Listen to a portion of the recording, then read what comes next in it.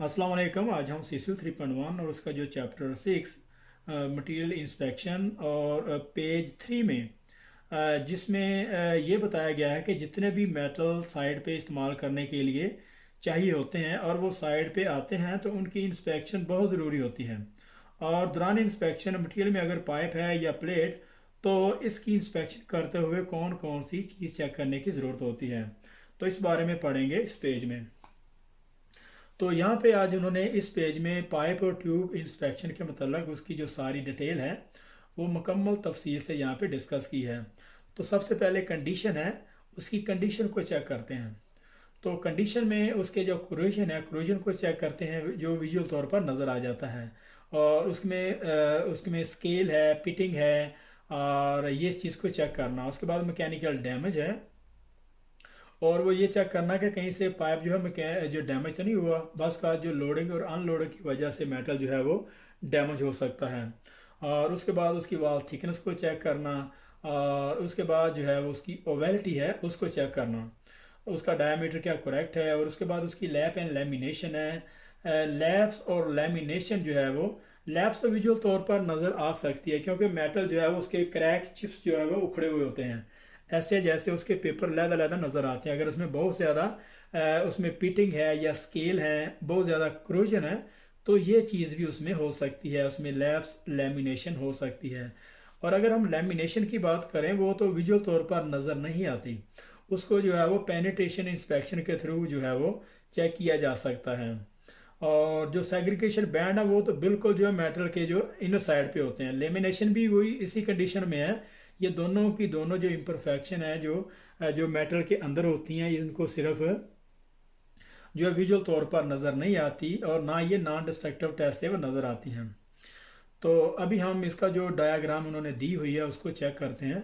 ये एक पाइप का उन्होंने एक शेड्यूल बताया है, और जो शेड्यूल ये डिपेंड करता है कि उसकी मेटल की थिकनेस कौन सी है। और शेड्यूल जो है वो डिपेंड करता है कि मेटल की ये पाइप है या प्लेट है, ये पाइप में आएगा और पाइप की थिकनेस कितनी है। उसके बाद उसका जो है वो वेल्डेड सीम चेक किया जाएगा कि उसका वेल्डेड सीम की कंडीशन कैसी है, उसकी वेल्ड अपीयरेंस कैसी है, और उसमें R T U T P T तो उसके डॉक्यूमेंटेशन क्या करेक्ट हैं, क्या वो वाकई तौर पर उसकी ये सारे प्रोसेस हुए हुए उसको चेक करना। और उसके बाद उसकी जो स्पेसिफिकेशन है, मटेरियल की स्पेसिफिकेशन को चेक करना कि वो मटेरियल अगर हमें कार्बन स्टील है या फेरस मेटल है या नॉन फेरस मेटल है, या कुछ भी जो हमें रिक्वायर होगा जो साइड पे क्लाइंट को रिकमेंडेड है, क्या वही मटेरियल है, ये चीज़ चेक करना। और उसके बाद उसकी जो लेमिनेशन है या सेग्रीगेशन बैंड है, या फिर कुछ मैकेनिकल डैमेज तो उसको चेक करना। और फिर इसके बाद उसकी जो लेंथ है, लेंथ चेक करना। तो ये इस टाइम जो नज़र आ रहा है जैसे कि ना पीछे से जो पाइप रिड्यूस हुआ है और फ्रंट से इसका डायमीटर बड़ा है, जैसे ये एक बोतल नज़र आ रही है। ऐसा नहीं है, क्योंकि अगर हम एक साइड से सिरे पे खड़े होकर पाइप को देखते हैं तो दूर से अगर देखें, जैसे अगर पाइप बहुत लंबा तो दूर से ऐसे लग रहा था जैसे उसका डायमीटर रिड्यूस हुआ है, वो डायमीटर में कम है। असल में ये हमारी आंख का धोखा होता है, ऐसा नहीं होता। ये डायमीटर जितना फ्रंट से नज़र आ रहा होता है उतना ही वो बैक साइड से भी वही चीज़ होती है। तो इंस्पेक्शन के दौरान और इसमें जो ओवेलिटी है, जो ख़ास तौर जो सबसे ज़्यादा देखने वाली चीज़ है पाइप की ओवेलिटी। ओवेलिटी वो होती है उसका जो डायमीटर साइडों पे चेक करना कि ऑल साइड इसका जो डायमीटर है वो इक्वल है।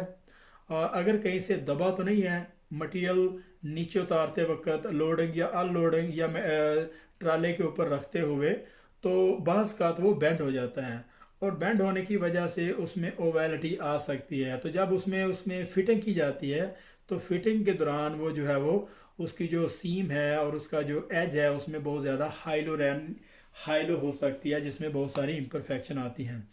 तो ये सारी चीज़ें को चेक करना। उसके बाद उसकी लेंथ है और वाल थिकनेस वगैरह। तो ये इसका इनसाइड डायामीटर तो ये इसका इनसाइड पे डायामीटर का उन्होंने यहाँ पे इसको एक गोल दायरा बना के बीच में से एक जो है वो लाइन लगाई हुई है, तो इसको डायमीटर कहते हैं। तो इसको अभी हम स्टार्ट करते हैं। तो इसकी ओवेलिटी वो भी हमने चेक कर ली कि ओवेलिटी किसे कहते हैं, इसकी लैप्स और लेमिनेशन है, उसकी वाल थिकनेस है। तो ये सारी की सारी चीज़ें मेरा ख्याल में डिस्कस होगी। इसकी वेल्डेड सीम भी, और वेल्डेड सीम ये पाइप वो है जिसको जो है प्लेट से पाइप की शक्ल में लेके आए हैं। जो प्लेट को पहले रोल किया है, और रोल करने के बाद इसको जो है पाइप में इसको वाउंड किया है। तो इसलिए इसकी जो है वो यहाँ पे सीम जो है नज़र आ रही है। तो सीम को प्रॉपर तरीके से चेक करना है, उसकी जो वेल्ड अपीयरेंस है, और ये चेक करना कि उसकी जो आरटी है, जो नॉन डिस्ट्रक्टिव टेस्ट की जो क्वालिफिकेशन है और जो उसके सर्टिफिकेट हैं, उसको चेक करना कि वाकई वो जो है उस पर ये काम सारा हुआ है। उसके बाद इसकी जो एडिशनल चेक में also need to be carried out. Additional check में also need to be carried out such as a heat treatment. और मज़ीद इसके जो है वो चेक करने की ज़रूरत है, जिसमें हीट ट्रीटमेंट है, इसका जो हीट नंबर, इसका जो बैच नंबर, और इसकी जो कंडीशन जैसे कि mechanical damage, lapse and lamination, उसकी जो वेल्टी, और उसके बाद डिस्टोर्शन टॉलरेंस है। मटेरियल की जो डिस्टोर्शन टॉलरेंस है इसको चेक करना। फॉर एग्जांपल वेल्डिंग के दौरान ही अगर मटेरियल में टेढ़ापन हो जाता है, उसमें डिस्टोर्शन आ जाती है, तो मेटल जो है वो कितनी डिस्टोर्शन जो है वो बियर कर सकता है।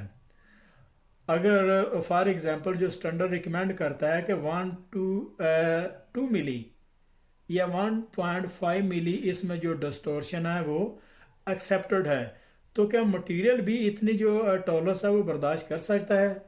इसकी डिस्टोर्शन टॉलरेंस को चेक करना। इसकी जो इस पाइप की जो डॉक्यूमेंटेशन है उसमें सारी की सारी हिस्ट्री इसमें मौजूद होती है।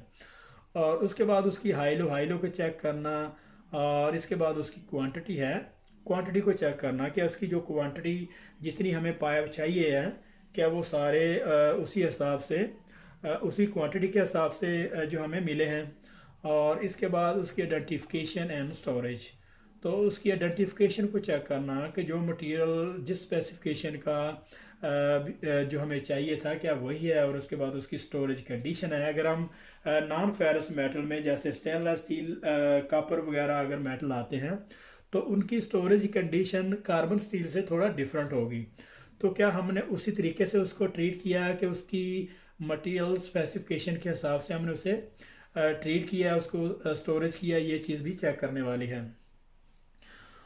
इसके बाद pipe is a material form which में be produce by one of the 3 basic method. वो ये कह रहा है कि पाइप जो है वो मटेरियल से बनते हैं, और जिससे ये 3 जो तरीके से पाइप को बनाया जा सकता है, जिसमें सीमलेस पाइप है। और सीमलेस पाइप वो होता है कि जो मशीनिंग तरीके से इसको बनाया जाता है। इसमें लिक्विड स्टील जो है वो मशीन में डाल दी जाती है, फिर वो उसी तरीके से वो वहाँ से बन के बाहर निकल जाता है, बगैर उसको प्लेट को रोल किए, उसको जॉइंट को वेल्ड किए हुए। ये थोड़ा एक्सपेंसिव होता है, लेकिन ये बगैर जॉइंट के हमें पाइप मिल जाता है। और इसके बाद हेलिकली वेल्डेड पाइप है। हेलिकली वेल्डेड पाइप थोड़ा उसमें स्ट्रेट नहीं होता, ये थोड़ी जो है वो हेलिकल शेप में इसको जो है वो बनाया होता है, और ये भी प्लेट से इसको तैयार किया जाता है। बिल्कुल उसी हेलिकली पाइप में इसको जो है वो प्लेट को काट दिया जाता है, फिर उसी तरीके से इसकी सीम तैयार करने के बाद इसको जो है वो वेल्ड किया जाता है। इसी तरीके से फ्लैश बट वेल्डेड पाइप है, और फ्लैश बट वेल्डेड पाइप भी सेम तरीके से इसकी जो सीम जो है वो लगाई होती है। थोड़ा सा एक डिफरेंस में थोड़ा सा डिफरेंस रख के इसकी जो सीम है उसको जो है तैयार किया जाता है फ्लैश बट वेल्ड पाइप में, फ्लैश बट वेल्डेड पाइप में।